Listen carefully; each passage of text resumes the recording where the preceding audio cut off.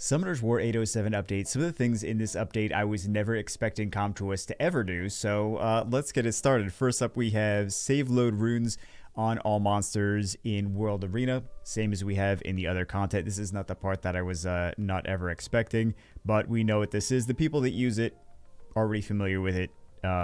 Some people love this, some people don't use it at all. Next one, this is kind of interesting. World Arena, a mark to indicate the monster on the next turn added. So this displays a mark on the monster, so flashing attack gauge, that is likely to gain the next turn has been added. So it says likely to gain the next turn.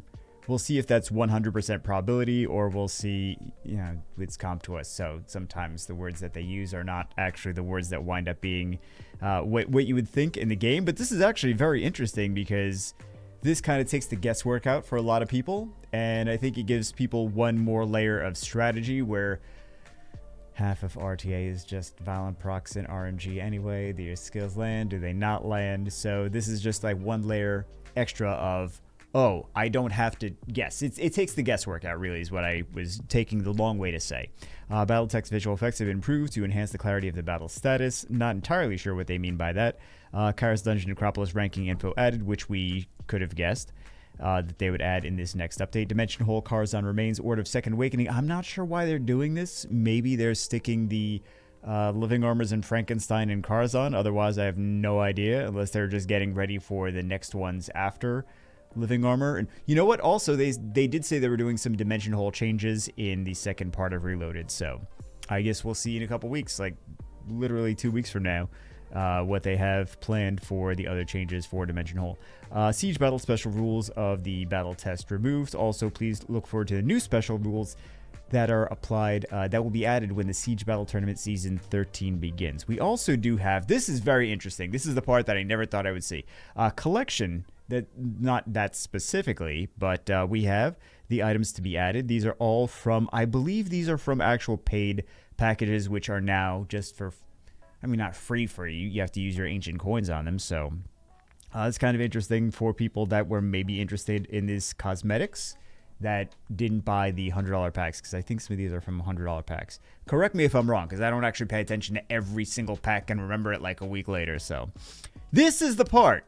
This is the part that I thought was the most interesting thing of all of these. Pieces of Elite Magical Archer and Unawakened State of Light Fami that was provided as an event reward in the past have been added. So this gives people their first crit damage leader skill.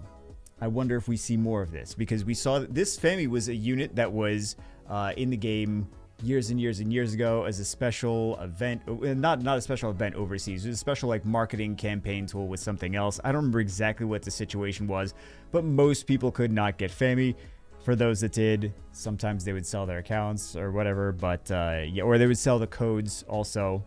But this just gives people, because Fami has a crit damage leader skill. She's the only unit that has it currently in the game at the time that I'm recording this, and I feel that maybe we might get some more crit damage leader skills. Maybe they're doing this because they see some kind of combination for some of these Abyss dungeons where the damage is based on enemy max HP, and we use things like Veramos or like Shaman as well that do damage based on max HP, and crit damage leader skill would definitely help them do some more damage. So very interesting. Never thought I would see that. We also have, I'm trying to remember if there's anything else that I really cared about here enough to mention. Quality of life improvements. You can check the ranges of sub-properties in the rune power up results screen.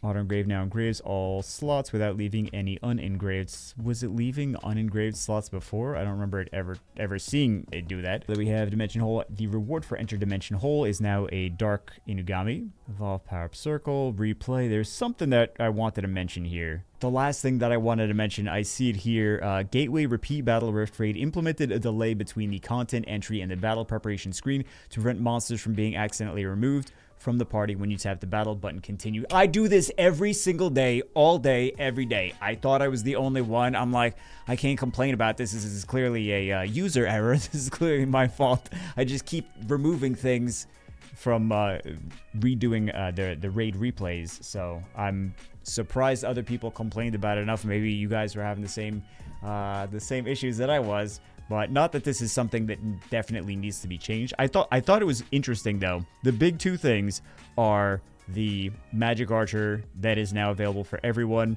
and also this I think is going to be really great for RTA players. This takes some of the guesswork out, and I think this for some people is going to be way more important than they realize. So anyway, that's it for this one. See you as always in the next one.